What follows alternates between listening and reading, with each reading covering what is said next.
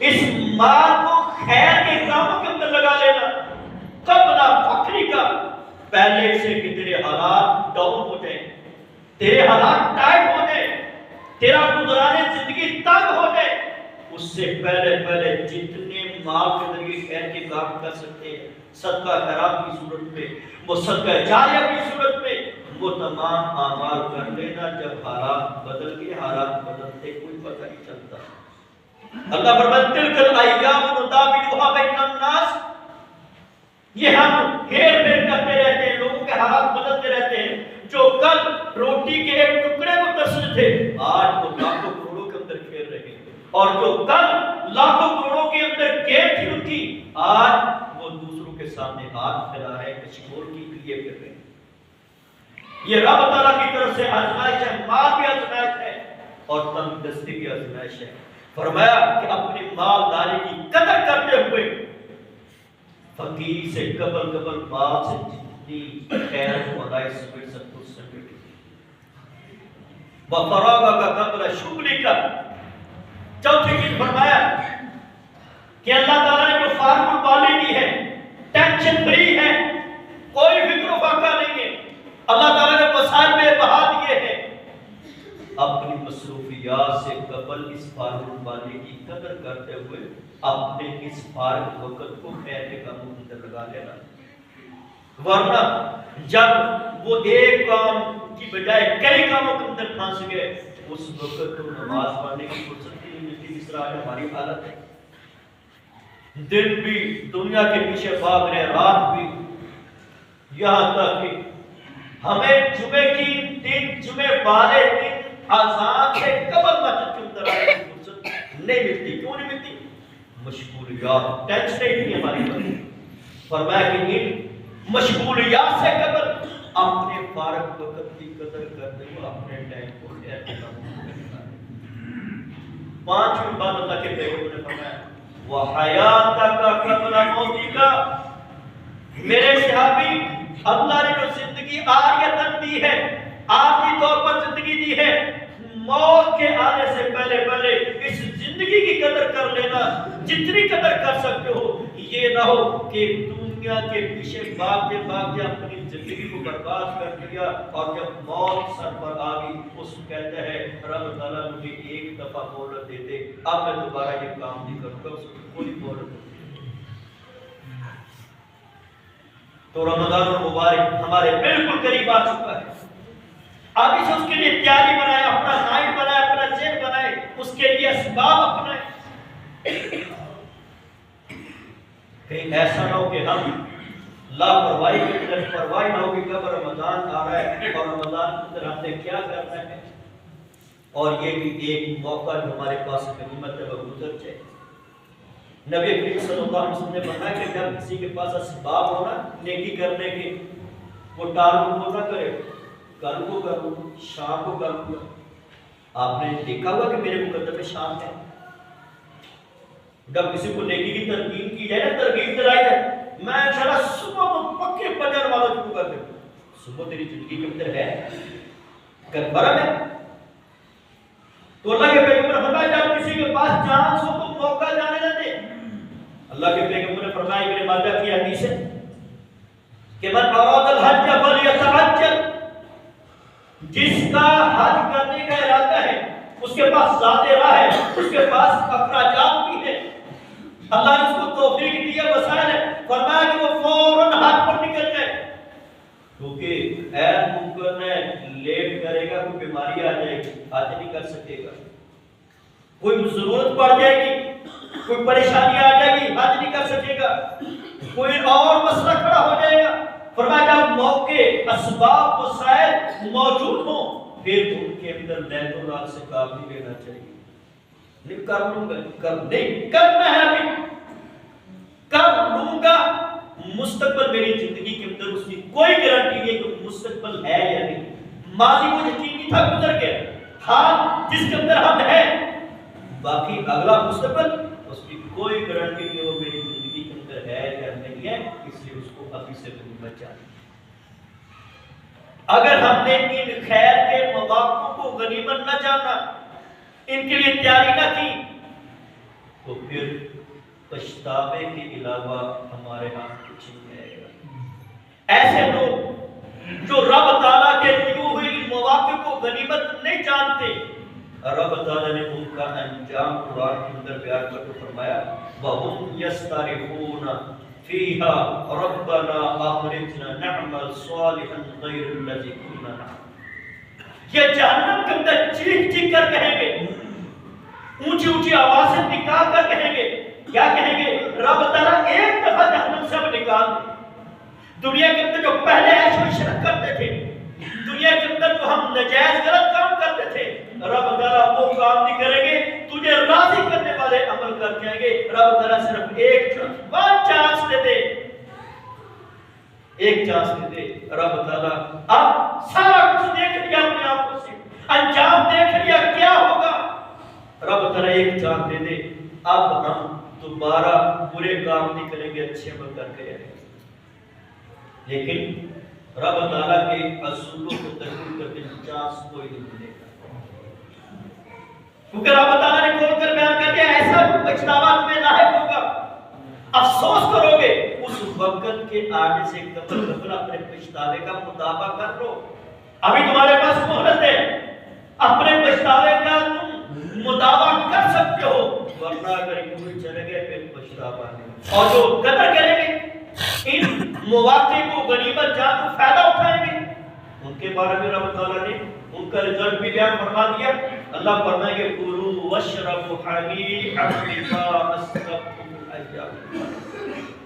اللہ کہے گے کھاؤ پیو مزے کے ساتھ، عیش و عشرت کے ساتھ، کیونکہ اپنے ان اعمال کے انجام میں جو تم نے دنیا کے گزرے ہوئے ایام کے اندر اچھے عمل کیے، آج میری جنتوں کے اندر کلو کھاؤ واشربو پیو ہنیئا جلتا بچتا، جتنا تمہارا دل کرتا ہے، جتنی تمہاری کیپیسٹی ہے اتنا کھاؤ پیو، کیونکہ تم نے دنیا کے ایام کے اندر نیک اعمال کیے، آج ان نیک اعمال کا تمہیں صلہ دیا ہے۔ یقینی بات ہے اگر ہم اس مواقع کو غنیمت جانتے ہوئے ان سے فائدہ اٹھائیں گے، اس آیت کے مصداق میں اور آپ بھی مان جائیں گے، یہ اللہ کا حکم مجھے اور آپ کو بھی مل جائے گا، کلوا واشربوا ہنیئا بما اسرفتم فی الایام الخالیہ۔ یہ ہم پر ڈیپینڈ کرتا ہے کہ ہم اپنے آپ کو ان لوگوں کے اندر شامل کر لیں جو چیخیں گے، چلائیں گے جہنم کے اندر، کہیں گے رب ذرا ایک دفعہ نکالنا جہنم سے ایک دفعہ۔ اب ہم دنیا کے اندر وہ کام نہیں کریں گے جو جہنم کے اندر لے کر آنے والے تھے، یا یہ ہم پر ڈیپینڈ کرتا ہے اپنے آپ اس دوسرے کو کا مثال بنا لے، جس کو رب کہے گا کلوا واشربوا ہنیئا بما اسرفتم فی الایام الخالیہ۔ اس لیے ماہ رمضان یہ بالکل قریب ہمارے سر پر آ چکا ہے، اس کے لیے ایسی تیاری کریں جو ہمارے پیغمبر نے کی۔ ہماری تیاری وہ اللہ کے پیغمبر کی تیاری کے برعکس ہوتی ہے۔ ہم کیا کہتے ہیں؟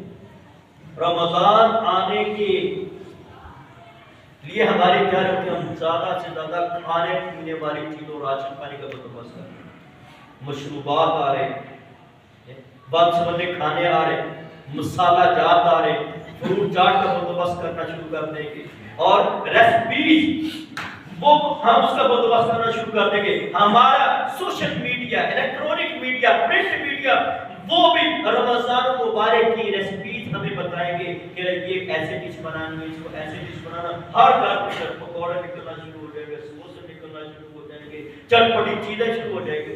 یہ رمضان کی تیاری ہے، ہم نے یہ رمضان کی تیاری سمجھی ہوئی۔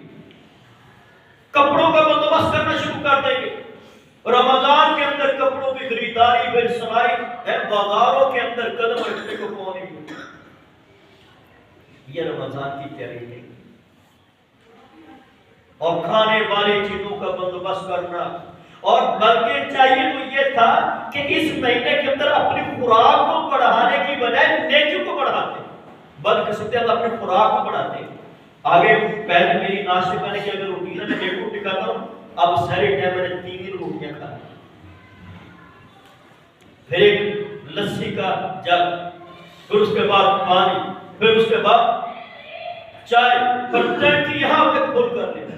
یہ روزے کا مقصد. روزے کا مقصد یہ ہے کہ کھانا کم کھانا اور سارا دن بھوکا رہنا تاکہ آپ کو فیل ہو اندر سے کہ بھوک کیا چیز ہے, افلاس کیا چیز ہے, تاکہ اللہ کی قدر کا پتہ چلے. جب میں نے 3-4 روٹیاں کھا لی ہیں, جلدی کر لسی کے جام پی لیے, چائے پی لی, پانی پی لیے, مجھے تو سارا دن پتہ نہیں چلے گا بھوک پیاس کیا خراب کی.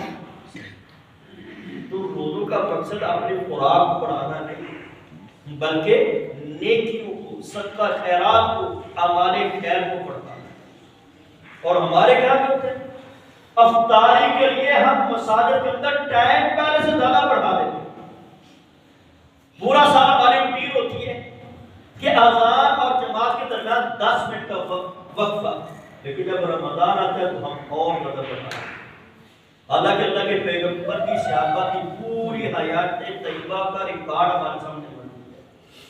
ان کی رمضان کی روٹین اور غیر رمضان کی روٹین کے اندر کبھی بدلاؤ نہیں ہے. یہ ہماری سوچ و فکر ہی بدل گئی ہے. اور افطاری کا مطلب ہوتا ہے کہ آپ کھجور کھائیں اور پانی پی کر مسجد میں آ جائیں, نماز پڑھیں, نماز پڑھنے کے بعد اگر آپ نے کھانا کھایا تو ہم پورا افطاری کے بعد کھانے کا پروگرام 10-15 منٹ لگا کر پھر مسجد کے اندر بھی ہم اسی حساب سے ٹائم فکس کرتے ہیں. اور شوال کا مہینہ شروع ہو جائے, رمضان کے اندر یقیناً میری اپنی روٹین, افطاری کے بعد غسل بھی کر لیتا ہوں, غسل کرنے کے بعد مسجد میں بھی آتا ہوں, 2 رکعت بھی پڑھ لیتا ہوں, ابھی بھی جماعت کا ٹائم باقی ہوتا ہے. اور شوال کے جب روزے آتے ہیں صرف افطاری کر کے گھر سے دوڑ لگا کر یہاں تو 1 رکعت پوری ہوتی ہے. ٹھیک ہے, رمضان کے علاوہ ہماری روٹین کے رمضان کے اندر 15, 20, 25 منٹ وہ نماز لیٹ ہو رہی ہے. اللہ کے پیغمبر اور صحابہ کی زندگی کے اندر ایسے روٹین کبھی نہیں, بلکہ موطا امام مالک کے اندر سیدنا عثمان, سیدنا عمر رضی اللہ عنہ کے بارے میں آتا ہے یفطران بعد المغرب, وہ تو کھانا وغیرہ مغرب کے بعد کھایا کرتے تھے صحابہ کرام رضوان اللہ علیہم اجمعین. تو افطاری کا مطلب ہوتا ہے, اور ویسے بھی اگر عقلی اعتبار سے بھی دیکھا جائے, طبی نظر سے بھی دیکھا جائے, صبح کا ہمارا پیٹ بھوکا ہے, وہ معدہ کمزور ہو چکا ہے, بیک وقت کھانا ڈالنا یہ اپنے معدے کو نقصان پہنچانے کو مترادف ہے. ایک کھجور کھائیں, پانی پیئے, وہ جتنی دیر میں آپ نماز پڑھیں گے آپ کا معدہ ریڈی ہو جائے گا. بعد میں کھانا کھائیں گے آپ پارا نہیں ہوگا, پیٹ کے اندر درد نہیں ہوگا. عام طور پر پیٹ میں درد جو ہوتا ہے رمضان کے مہینے کے اندر موشن لگے رہتے ہیں, وہ بیٹھ گیا. تو ہم کھانے پینے کو اس مہینے کے اندر نہیں بڑھانا بلکہ نیکیوں کو, تلاوت قرآن کو, ذکر و اذکار اس مہینے کے اندر بڑھانا ہے. اللہ تعالیٰ سے دعا ہے کہ اللہ تعالیٰ ہمیں اس مہینے کی قدر کرنے کی توفیق عطا فرمائے اور رمضان کے عمل سے قبل نیت کرنے, کیونکہ اگر اللہ نہ کرے, اللہ نہ کرے, آپ اللہ نہ کرے, رمضان کے عمل سے قبل ہماری ڈیتھ ہو جاتی ہے,